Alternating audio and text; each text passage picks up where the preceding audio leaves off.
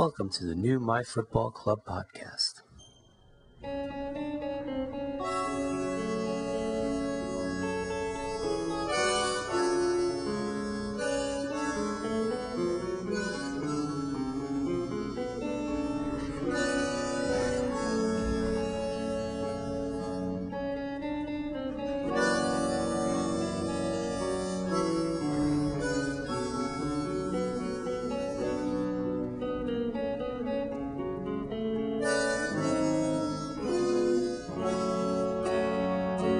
Hello and welcome to the new My Football Club podcast. I'm your host, Augustine Sasso.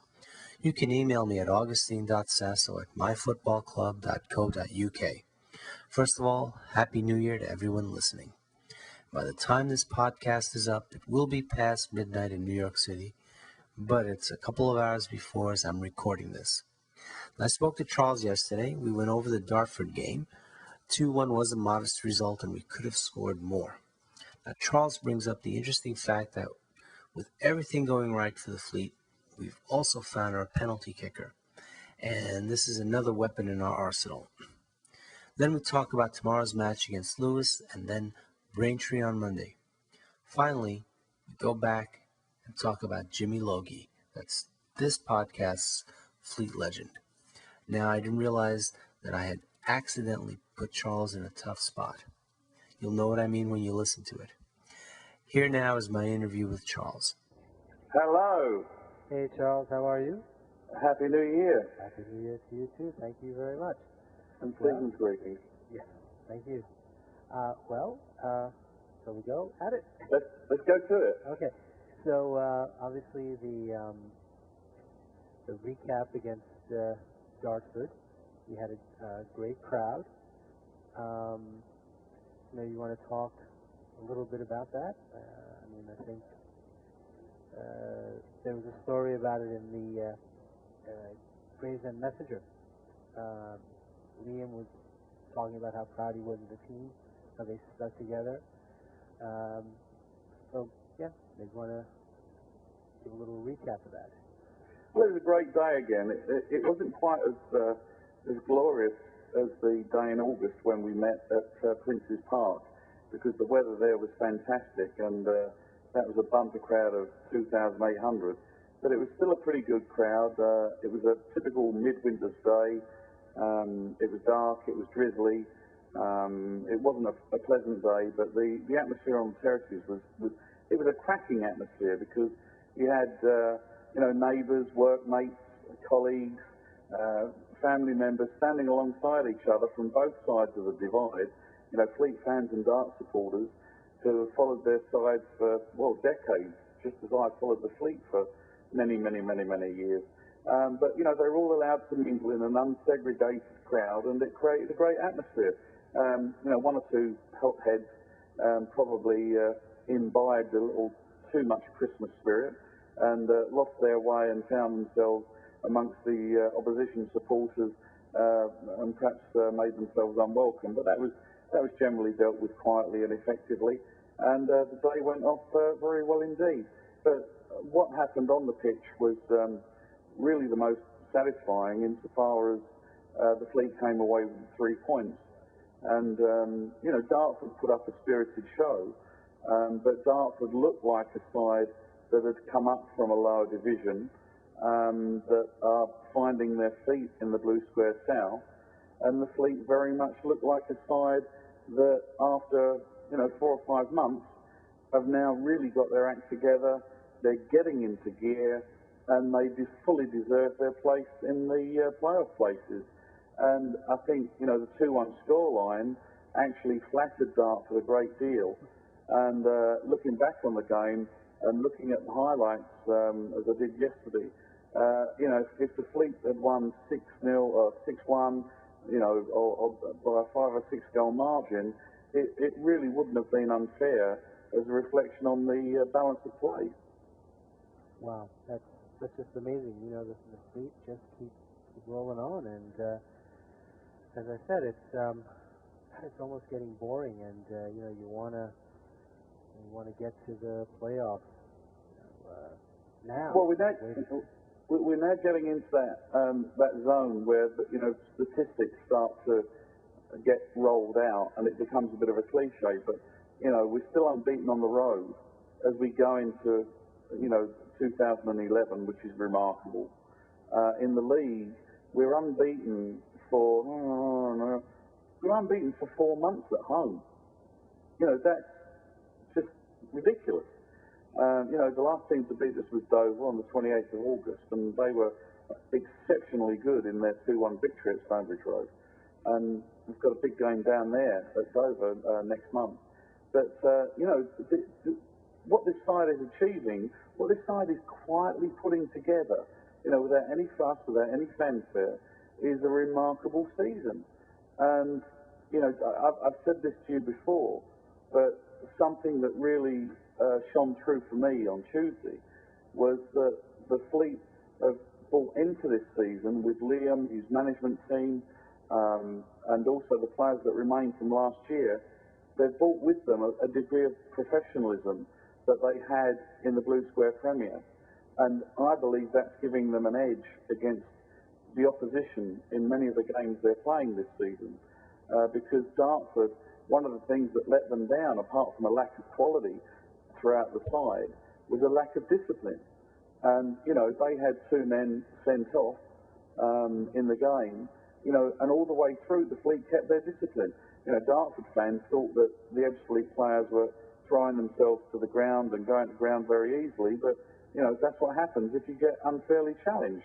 You know, that happens at every level of football. But the Fleet have got this level of professionalism and this degree of discipline that I put to Liam after the game in our interview. I said that, you know, from here on in, for the rest of the season, you know, having a good disciplinary record is going to be as important as keeping players fit and free from suspension. And, you know, he entirely agreed. It is going to be a major factor. And, you know, whilst other teams, such as Dartford, you know, lose their heads, you know, the Fleet, you know, they knuckle down and they get on with the job. And I've not studied the statistics, but it seems like every team we play at Stonebridge Road, the opposition has a player sent off. You know, I don't know why that should be, but from the opening day of the season, when we played Maidenhead, they had, I mean, we lost that game, but they had 2 men sent off in that game. You know, and it seems almost every game that we play, you know, Boreham Wood, it just goes all the way through. You know, somebody gets sent off. It's astonishing. So, you know, if you want to go down to the bookmaker, put some money on a Lewes player getting sent off on Saturday. You're right. You are right. And that is amazing. And, yeah, it goes back to the professionalism, I would say, because I can see that, you know, in other sports, you know, you've got the opposing team just getting frustrated, and then, you know, they'll commit a foul. They'll start to play, you know, a little dirty just because of the frustration. Yeah, generally speaking, that's what it is. You know, it's also, you know, if you're up against players that maybe are fitter, better organised, quicker than you are, you're finding it harder to stop them, so you know, you resort to all sorts of things, you know, to bring the opposition down to your level. And that's what's happening against the Fleet. I'd love somebody to run the statistics to show how many players have been sent off against us. But the other feature of the game from Tuesday is, hey, we found a penalty taker, and he was there all along. No, you know, there's an expression, you know, no Sherlock that we use in England, but hey, what a surprise. Our centre forward has turned out to be a penalty taker. Well, I'm stunned, I'm astonished. You know, I spoke to Callum Willock about that after the game, and he said he's been studying Yakubu, the Everton forward, and he said he does a little shimmy as he goes up to take the penalty, and looking at it on the replay, he certainly does. He takes a little shimmy and bang, in the back of the net. And Callum said to me, that's it, you know, I've seen the other guys like Westy and Gareth Williams missed from the spot. He said, I'm taking penalties. He said, that's it, I'm doing it. So Fleet fans can be rest assured now that at least we found a penalty taker. He may not get every one of them, but at least he's going to have the courage to take the ball, put it on the spot, and get it in between those big white sticks and hit the back of the net. Boy, just another, I guess it's another weapon that we have, that the fleet has. Yeah, because we've been getting penalties, but we've not been converting them. So, you know, if we can now convert penalties, you know, that is another string to our bow. And we found yet another one on Tuesday when Derek Duncan scored the first goal with an absolutely exquisite free kick.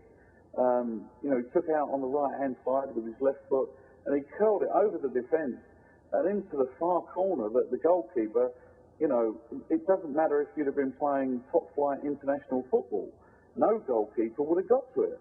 It was a fabulous free kick. So, you know, we've now got Derek Duncan getting on the score sheet as well. So, you know, things are looking pretty good all over the pitch as far as the playing side of it's concerned. And as you know, things are moving at pace off the field. Whether they can keep up with what's going on, once the guys go over the green, over the white line onto the green grass, we'll have to wait and see. But certainly there's an air of optimism surrounding everything at Stonebridge Road. I agree. And, I think we can move to the next topic, which are the upcoming games, because we should have a degree of optimism against Lewes, and then I just realized we're playing Braintree 2 days later. Well, it's a weekend of contrast, isn't it? Because the Lewes game pits the Fleet against a side that are down there in the relegation zone. They got absolutely stuffed at Dover on Tuesday, but you would expect that. They've got a new management team in there, which is Smith, the former Gillingham player, and Tim O'Shea, who were the management team at Croydon Athletic, who they brought their side to Stonebridge Road for a pre-season friendly. But the Croydon situation imploded when the owner of the club was found to be laundering millions of pounds of foreign bookmakers' money through the club, I believe. So these guys have moved on to Lewes, and they're a good management team. And, I'm sure they're going to shake the side up, but whether they can do it before Saturday, I'm not quite sure. But Lewis's record on the road isn't one that would put fear in anybody, and I'm sure that Liam is expecting that to be 3 points. But the game on Monday, away to Braintree, as things stand, is probably the sternest test in the league so far, because they're top of the table. They're a bit of an unknown package, because many of the Braintree players moved on in the summer, and there's a new squad there that's taken them to the top of the league. And I think we're going to need to be absolutely on our best form to pull anything out of that one. But, as I say, when you go into the game unbeaten so far away from home, you go into it with an awful lot of optimism. Yeah, I agree. And now we tied them back in August, but this is again a different Fleet team. Well, August seems like a long time ago. Obviously, it's 4 months ago, but in that 4 months, what we've seen is this squad gelling together. And what we were playing like in August, I would say, doesn't really compare to the way the side are playing now. And on Tuesday, we beat Dartford. It's the old cliche, you can only beat what's put in front of you. But I don't think we played particularly well compared to other performances I've seen this season. And one day, it may be Lewes, but somebody's going to get on the wrong end of a heavy scoreline from the Fleet. But I think as an away thing, playing the top of the table side at Braintree on Monday, I would say that we have learned to play in a particular way away from home, where we play on the counter attack. And we've got players, and certainly with Scott Ginty fit, that gives us another option up top. We've got players like him and Ricky Shake that can come on with plenty of pace and find holes in the opposition defence when we're breaking away. Yeah, I agree. And we'll take one game at a time. Obviously, Lewes first, and then Braintree. And I think I wish I had done a little research before I spoke to you. I completely forgot about it. I'm confident like you. It makes sense to be confident. Well, I think if you look at the record today, you've got to say, there is nobody in this league, home or away, that we should go into the game expecting not to get something from it. Sometimes we don't perform as well as we want to, but like at Maidenhead, which was our last away league game in the middle of November, believe it or not.